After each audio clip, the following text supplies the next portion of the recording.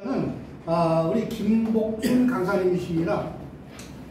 김복순 강사님은 여기 보면 성결신학대학교를 졸업하셨고, 그 다음에 대한성결의 인천남부교회에서 이렇게 신부를 하셨게 됐습니다.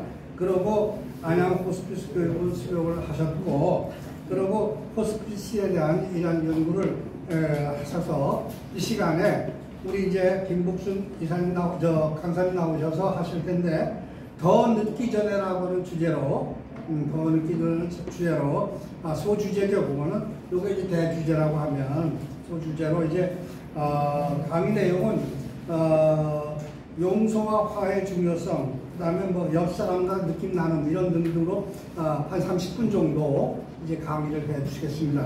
나오실 때 우리 박수 한번 보내 주시죠.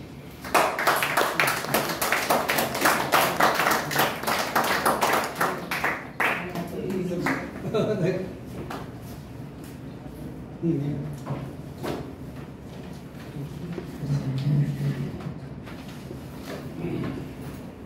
안녕하세요. 1년 동안 강의를 안 했었어요.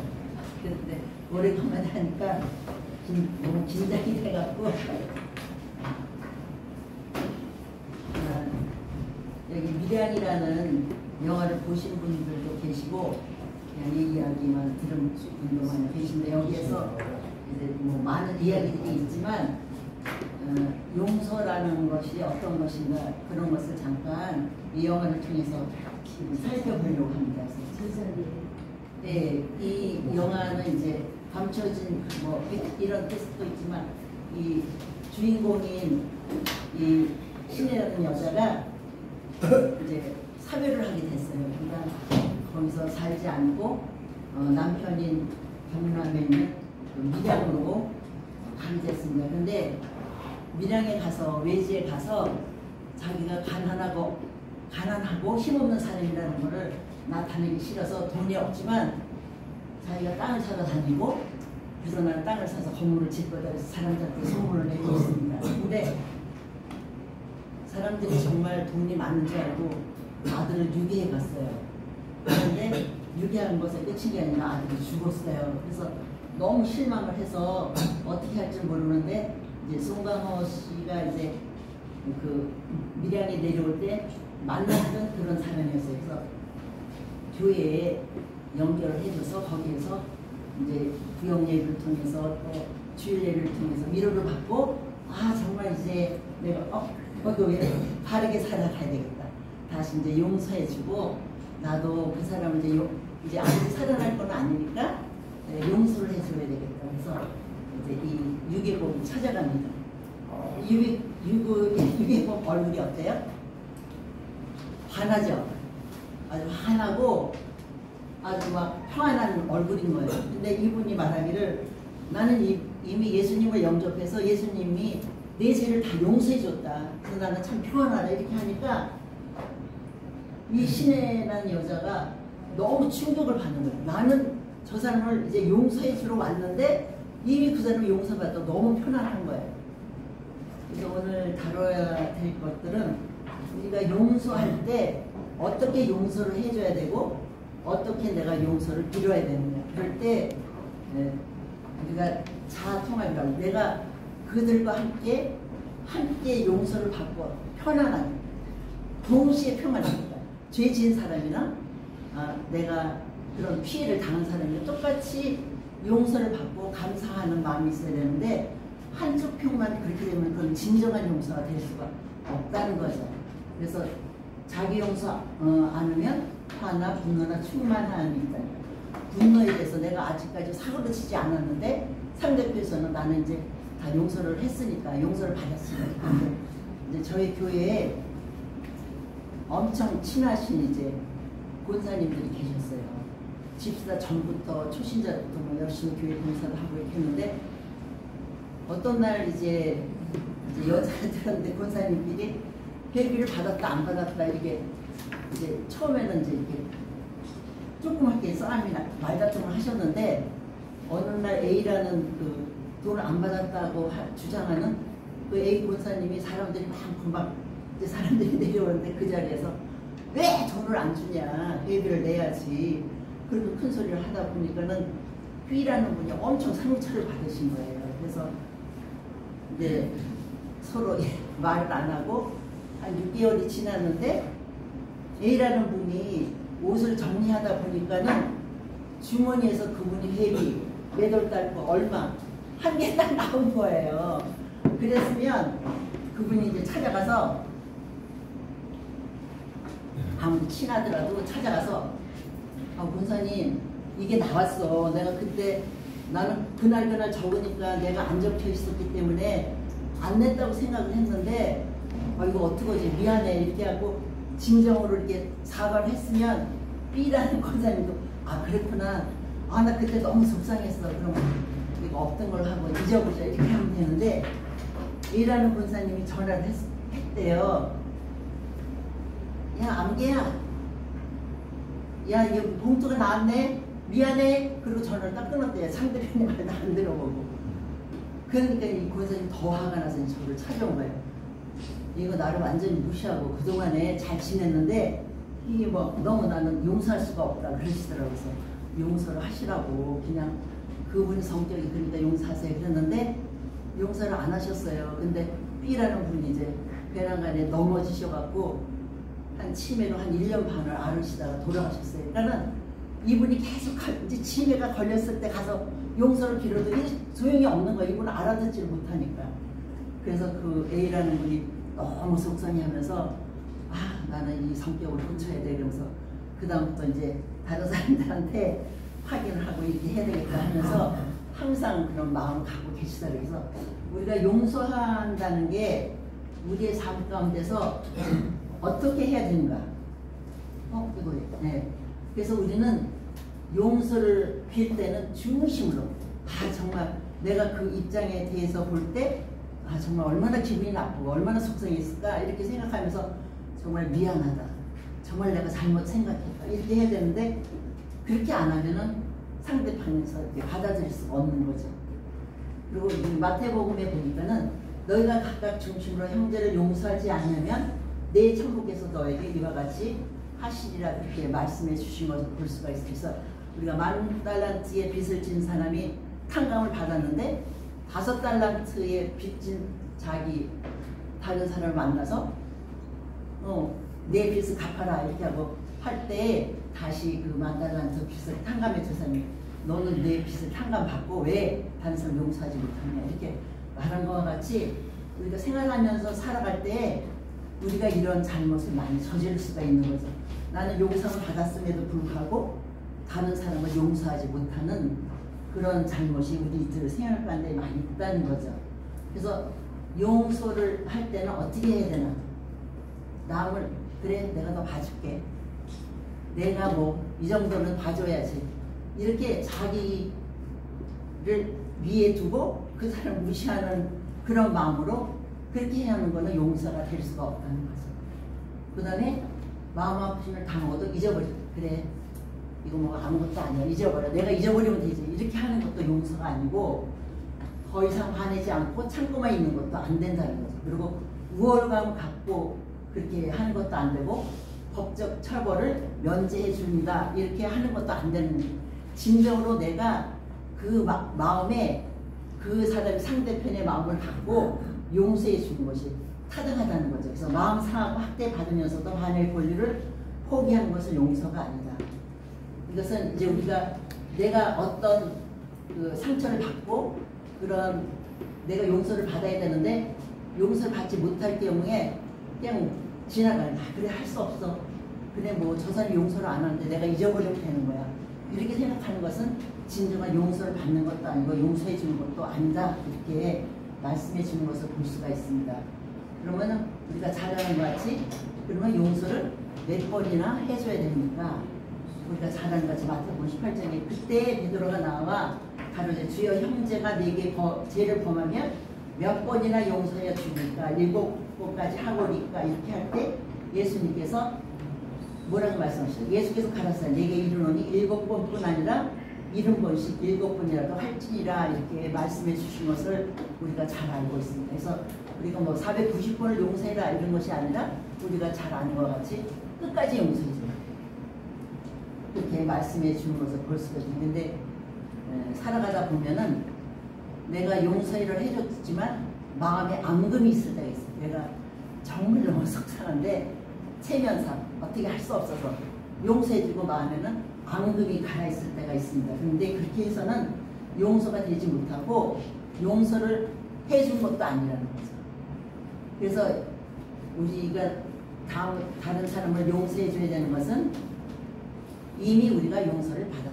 우리는 하나님 앞에 또 예수님으로 말미암아서 또 십자가는 우리가 용서받은 증거가 되는 것이고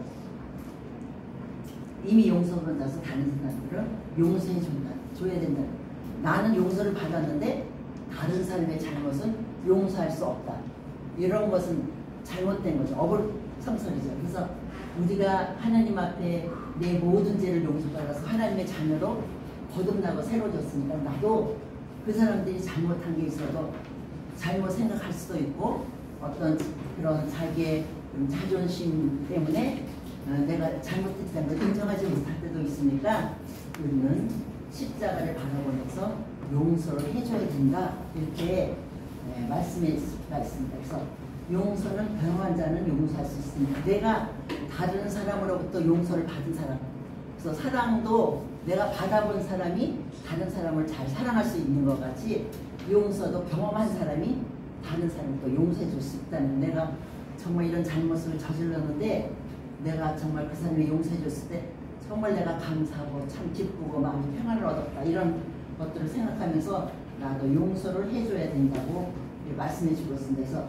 용서할 줄 모르는 자는 자신이 용서받을 것을 알지 못한 자요 용서받지 못한 자입니다. 그래서 내가 용서를 받을 자격이 없다는 거죠. 다른 사람 용서하지 않는 사람. 그래서 살아가면서 내 주위에 또 이제까지 살아오면서 내가 용서를 해줄 때 받아주지 못했다면 내가 다시 화해를 해야 되고, 내가 용서를 빌고 용서를 받고 이런 것에 우리가 정말 최선을 다해서 할 수 있는, 그래서 평안하고 좋은 그런 관계를 갖고 살아가는 그런 우리가 되어야 될 것 같습니다. 용서는 주님의 명령이다 그랬습니다.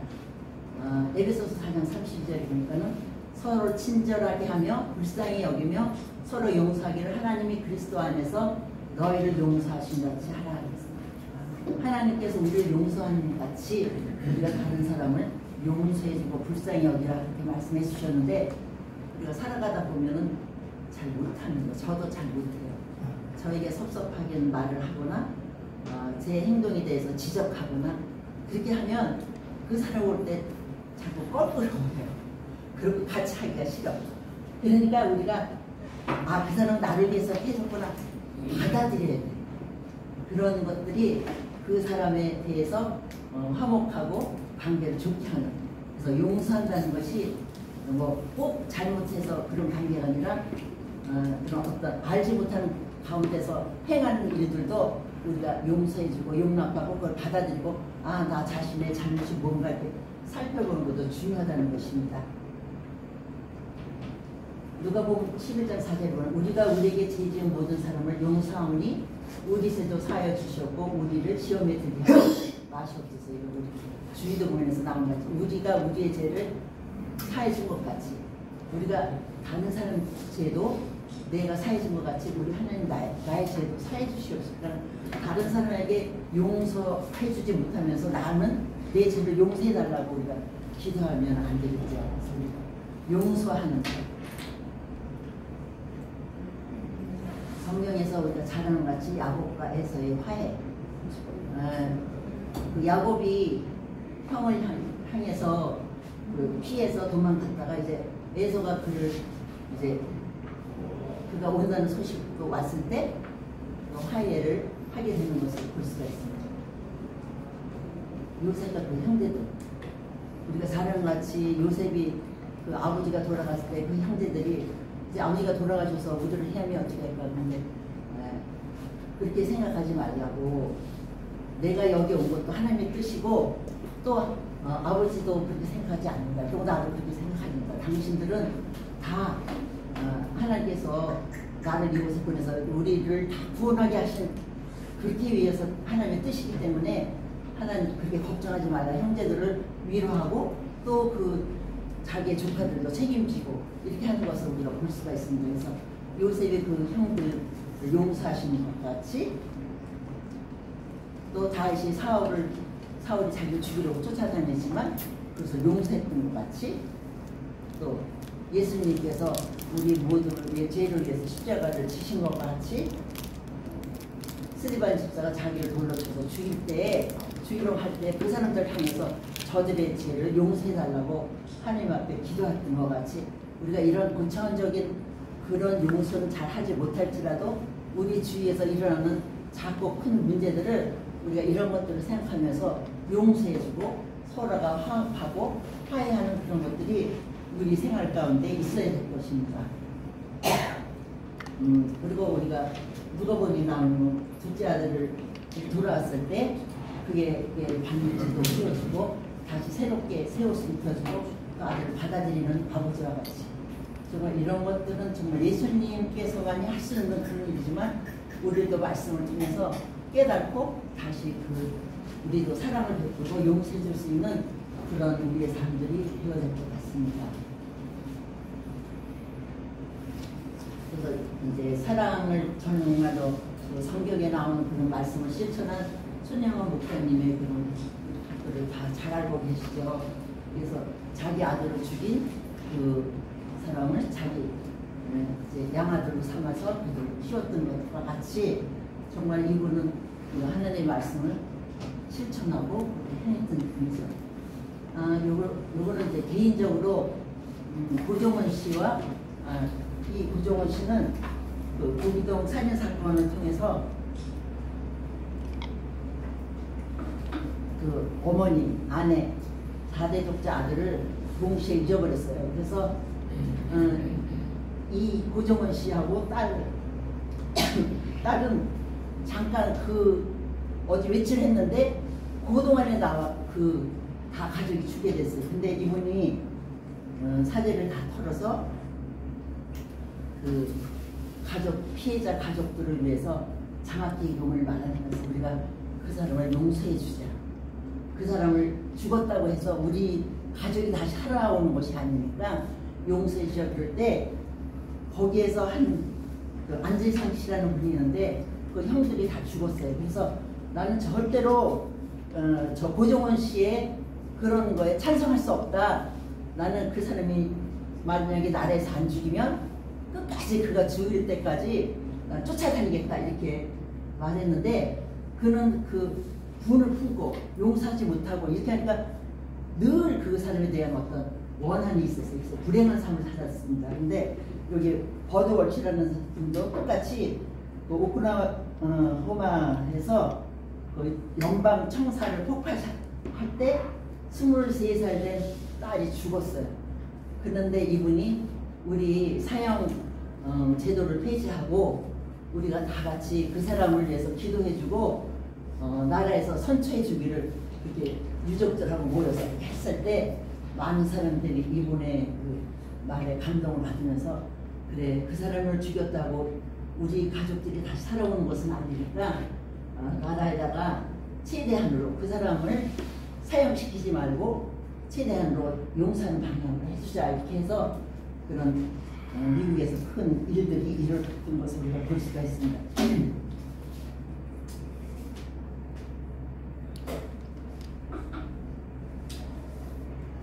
우리가 용서를 하고 용서를 주고받을 때 이건 안재상 씨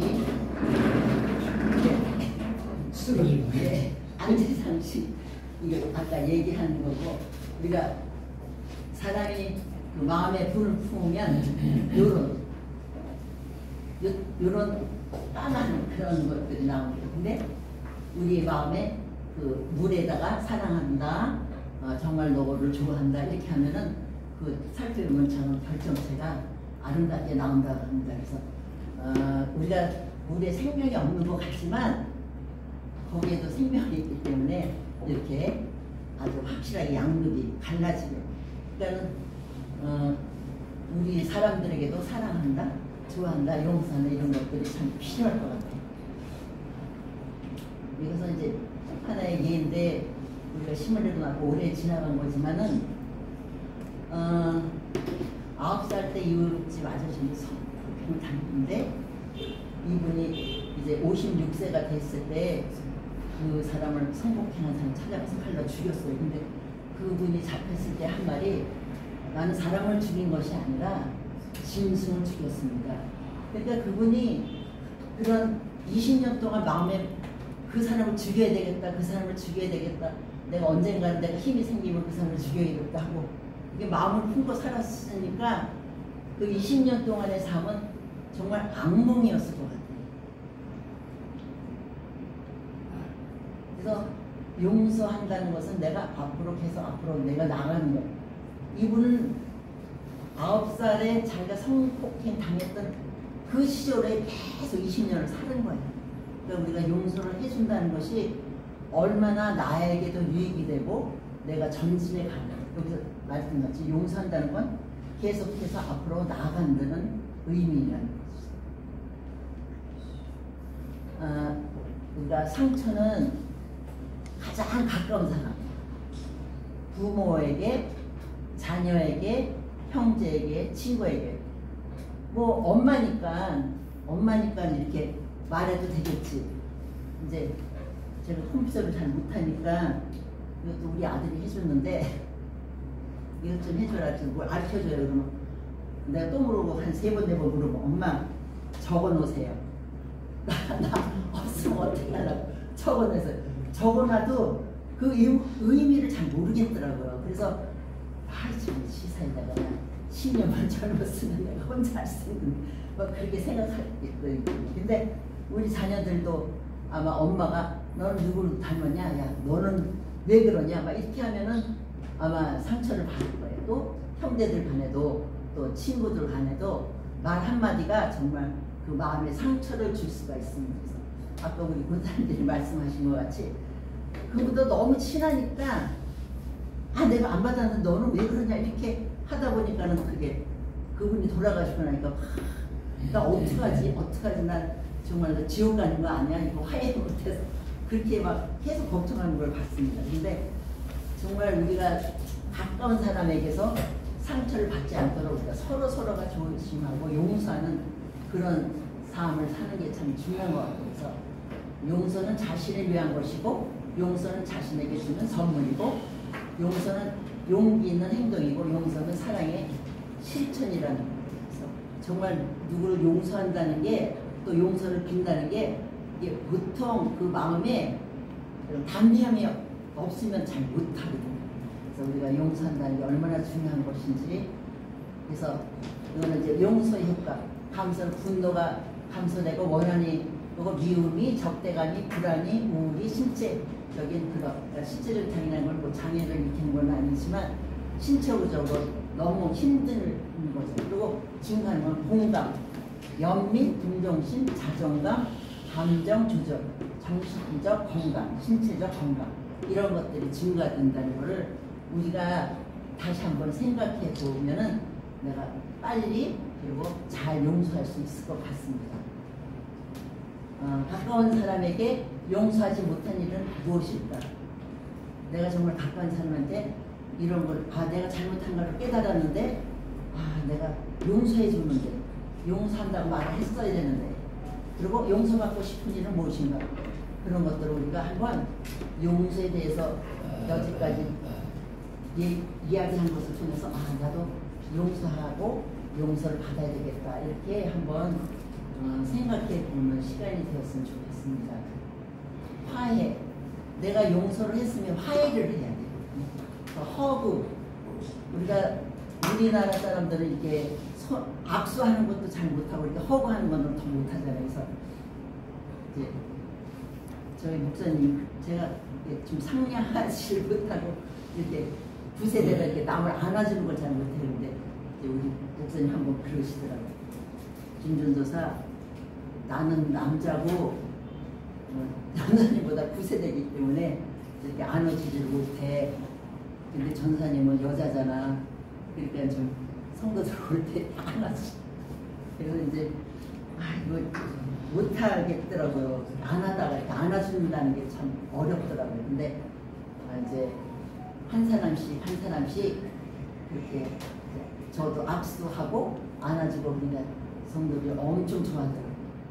전도사님이 많이 변했다, 은혜를 받았나 봐 이렇게 말씀하더라고요. 그래서 그러니까 자녀들도 한 번씩 안아주고 너 힘든 거 없어? 나 엄마한테 뭐 말하고 싶은 거 없어? 이렇게 한 번씩 해주면 자녀들과의 그 대화도 잘 될 것 같습니다. 해란 무엇인가 반드시 상대가 있어요. 용서는 내가 그 상대가 있어야 되지만 화해는 특히 서로 간에 그런 상대가 있어야 되고 혼자서 이룰 수 없는 것이 화해입니다. 부부 간의 갈등 정말 우리나라 그 남자분들은 어떤 그런 권위적인 것이 있어서 이게 잘 못하시잖아요. 그래서 우리 형부가 이제 충청도 분인데 엄청 이게 물을 안 떠다 드리면 당신이 절대로 안 떠다 줬어요. 목이 말라. 양말도 그걸 벗어서 꼭 이렇게 방 귀층에다 그냥 벗어놓으세요. 그래서 우리 언니가 매번 부탁했대요. 이거 그렇게 놓지 말고 화장실 갈 때 그걸 들고 가서 세탁기에다 넣으면 되는데 왜 거기다 놓냐. 그리고 그걸 꼭 뒤집어 놔라 이렇게 잘 안 된다. 그래서 나중에 이제 포기하고 했는데 그래서 형부한테 부탁했대요. 여보 내가 잊어버리고 물을 혹시 못 떠다 주면 발 한 걸음만 가면 우리 정수기 있으니까 따라잡수면 안 될까요? 좀 그렇게 했으면 좋겠다. 한 말도 안 하시다. 그래서 그런 작은 것 하나가 부부 간에 그런 어떤 갈등이 되고 또 마음의 상처를 받는 그런 것들이 되더라고요. 또 부모 자녀 간에도 그런 적은 것 때문에 그런 갈등이 있고 고부 간에도 그래서 고부 간의 그런 갈등은 천년이 가도 잘 안 바뀌어지는 것 같아요. 저희 며느리가 이제 우리 아들하고 같은 교회 다니다가 결혼을 했어요. 근데 우리 며느리가 좀 공부를 더 많이 했어요. 우리 아들은 대학원 나왔는데 사람들이 좀 말이 많았어요. 그래서 내가 물어봤어요. 야, 너 어떻게 해서 우리 아들하고 하게 됐니? 어머니가 전도사님이라. 전도사하고 그거 무슨 상관이 있으니까. 전도사님은 제사도 안 지내고 신입살이도 안 시킬 것 같아서 그래서 했어요. 솔직하게 이렇게 말을 하는 거예요. 그래? 그래서 이제 명절 때 그렇게 하면은 이제 애들이 와서 이제 막 해요. 그래서 그렇게 말을 하죠. 우리 제사 음식 차리는 거 아니니까 너희들이 먹고 싶은 거 시장 봐와서 너희들 해라. 그래서 편하게 해라. 그래서 그런 어떤 부부 간의 그런 갈등을 없애려고 제가 그렇게 많이 노력을 하고 그렇게 했습니다. 화해는 쌍방간의 갈등이 골이 깊어질수록 난간을 붙이게 되면 해결받기가 힘들어집니다. 그러니까는 골이 깊어지기 전에 조금 사건이 있을 때 얼른 그거를 해결해주고 같이 밥 먹고 이렇게 하면은 화해가 잘 될 것 같습니다. 그래서 기회를 아까 더 늦기 전에 그렇게 했잖아요. 기회를 놓치지 말고 우리 권사님들 같이 기회를 놓치지 말고 그때 바로 그래서 예물을 제단 앞에 두고 먼저 가서 형제와 화목하고 구해 와서 예물 드리라 이렇게 성경에도 말씀해 주신 것 같이 내 마음에 꺼리낌이 있으면 먼저 우리가 그러잖아요. 마음에 좀 꺼리낌이 있으면 기도가 잘 안 되잖아요.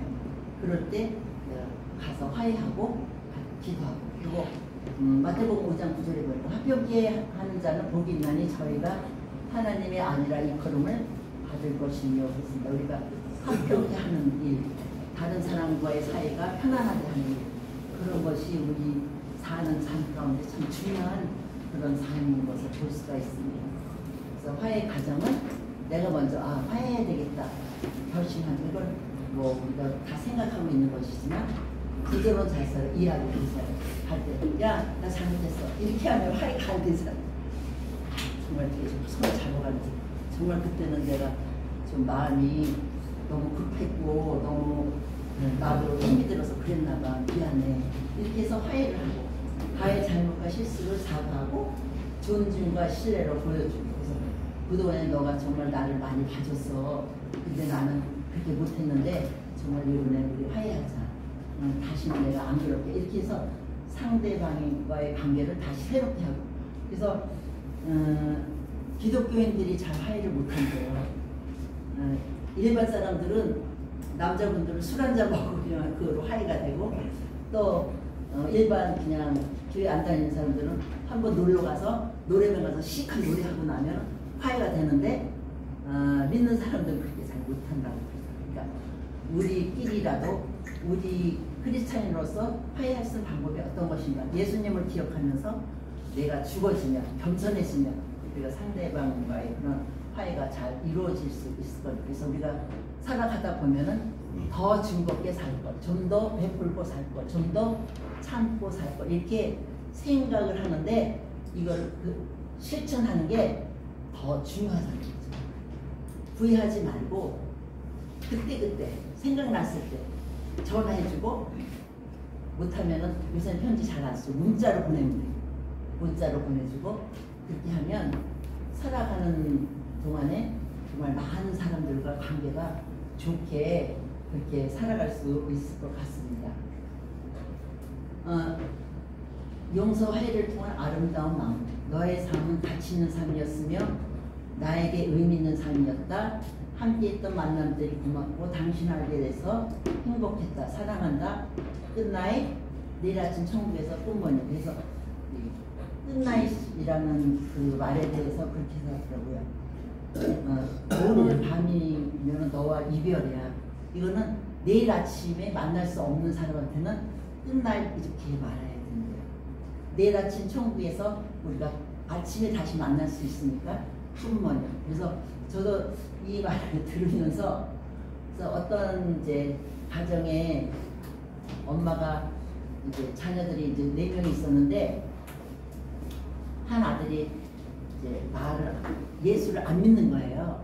그러니까 계속해서 했다가 이제 어느 날 엄마가 거의 임종에 가까웠는데, 그 예수 믿지 않는 아들한테 끝나잇 그렇게 하고 나머지 자녀들에게는 굿모닝 했대요. 그래서 그 아들이 엄마 왜 나한테는 끝나잇 하고 왜 다른 자녀들한테는 굿모닝 했냐? 너는 내가 오늘 밤에도라도 죽으면 내일 아침에 너는 볼 수가 없어. 그렇지만 다른 자녀들은 천국에서 만날 수 있으니까 굿모닝 할 거다. 그러니까 그 아들이 그 자리에서 회개하고 예수를 믿었다고 어떤 일화에 나와 있더라고요. 그래서 우리가 살아가면서 이런 것들을 통해서 오늘 내가 만약에 이 밤에 죽는다면 오늘 내가 설교하고 가다가 또 아파서 어떻게 될지 모르니까, 그러면서 최선을 다하는 그런 사람들이 우리 삶 가운데 참 중요한 것 같습니다. 그래서 우리가 살아가면서 이러한 생각을 하고 살아가면 감사하고 또 많은 사람들과의 화해와 화평을 이루어갈 수가 있을 것 같아서, 예뻐서 사랑하는 것이 아니라 내가 그 사람을 향해서 사랑하니까 예쁘게 보이는 것이고, 넉넉해서 나누어주는 것이 아니니까 적은 것이라도 나누다 보면은 우리가 넉넉하다는 거죠. 우리 이제 여기 부장회장에 보면은 간식을 제가 이제 준비를 해와요. 오늘도 준비를 했는데, 우리 또 목사님이 막 과자를 맛있는 과자를 많이 가져오셨더라고요. 이렇게 해서 나누다 보면 기쁨과 우리가 그런 것이 넉넉해지고, 충분해서 만족하는 것이 아니라 만족하니까 적은 것이라도 충분하게 생각이 되고, 우리가 시작한 가능해집니다. 우리가 가능해서 하는 것이 아니라 시작을 하다 보니까 가능해서, 옛날에 속담에서 시작이 반이다 이렇게 말씀하시는데 제가 좀 게을러요. 그래서 집에서 쉬는 날이면 꼼짝하기 싫어요. 그래서 막 8시 넘어서 일어나고 막 새벽에 가서 이제 출근할 때는 막 하는데, 오늘 쉬는 날이지, 오늘 더 자야 돼. 그리고 잠은 안 오는데 누워있어요. 막 그런 시간이 아침 시간 왜 이렇게 빠른지 모르겠더라고요.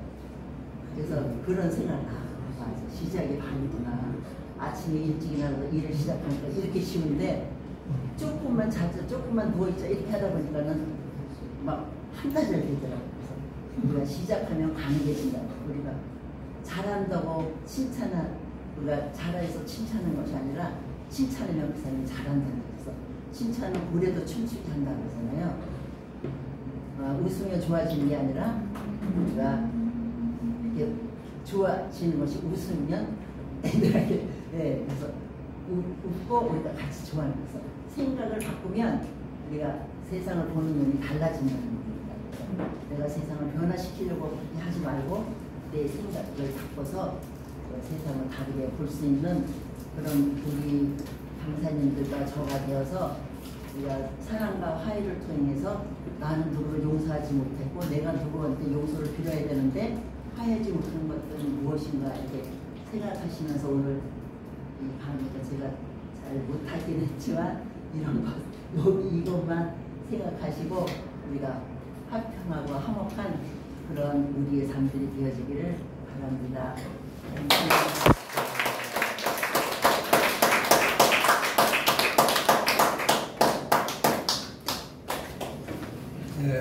여기 질문이 없나요?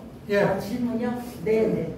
질문이 저 다음 시간 되면 하여튼 뭐 받아야죠. 네. 예.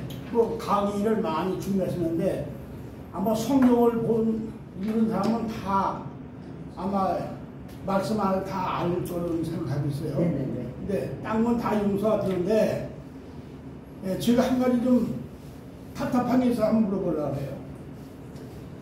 저는 교회 장로입니다. 네. 예. 저는 이 사업을 하면서 수많은 사람을 몇십억을 저는 띄어서 한번 재판을 해본 역사가 없어요. 예, 저 사람이 못 갚은 만한 힘이 되니까 못 갚는 거니까 하나님께 악으로 채워주겠지 이렇게 생각하고서는 한 번도 저는 20억을 내 빌어주고서도 한 푼 못 받아서도 소송 한 번 해본 역사가 없습니다. 예, 저는 지금까지 성경대로 그렇게 살아왔어요. 근데 목사님이신 것 같은데 전도사님. 예? 전도사님이시면 목사님 전도사님 되는 거니까. 근데 저는 목사님, 저도 아들이 목사가 지금 둘입니다. 사무소 목사고. 그런데 목사님이 돈을 저한테 2억 5천 원이니까 지금 20년이 됐습니다.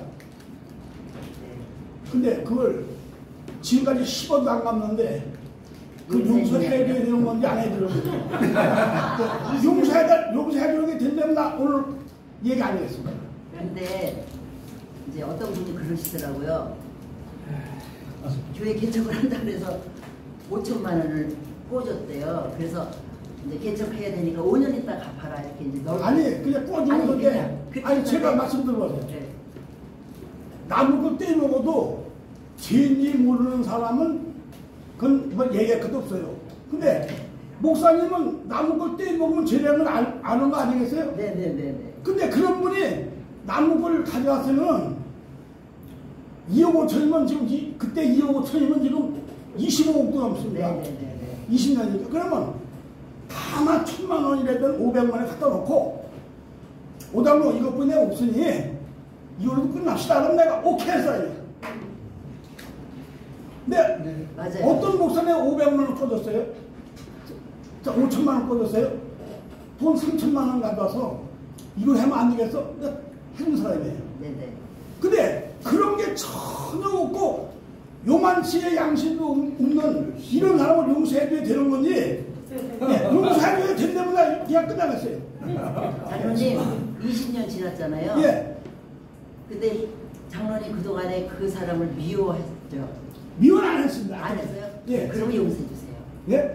용서해 주시라고요. 미워하지 않고 네. 그분이 줄 때까지 여기 기다리셨잖아요. 네. 이제 앞으로 더 감사하게 살아가기 위해서는 그분의 마음으로부터 용서해야 돼요. 왜? 그분이 지금 갚을 마음이 있는지 없는지 우리는 모르잖아요. 네. 용서해주고 감사하면 하나님이 그 목사님 마음을 감동하셔서 언젠가는 갚으실 거예요. 그러니까 마음을 편안히 하시고 마음으로부터 용서를 하세요. 그래야지 장로님이 정말 이제까지 참아준 보람도 있고 하나님 앞에 상달되는 기도를 할 수 있습니다. 목사님 그때 용서해 드리는 건가요? 네? 목사님 목사님이 되는 게 아니라. 목사님 때문이가 아니라 그분은 지금 어떤 형편인지는 저는 몰라요. 근데 목사님 이제 보통의 목사님이시라면 장로님 교회를 이렇게 운영하다 보니까 정말 못 갚았습니다. 제가 이제 교회적으로라도 1년에 얼마씩이라도 갚겠습니다. 이렇게 해야 되는 게 정상인데 못 하셨잖아요. 근데 그걸 자꾸 마음에 품고 계시면 안 된다고.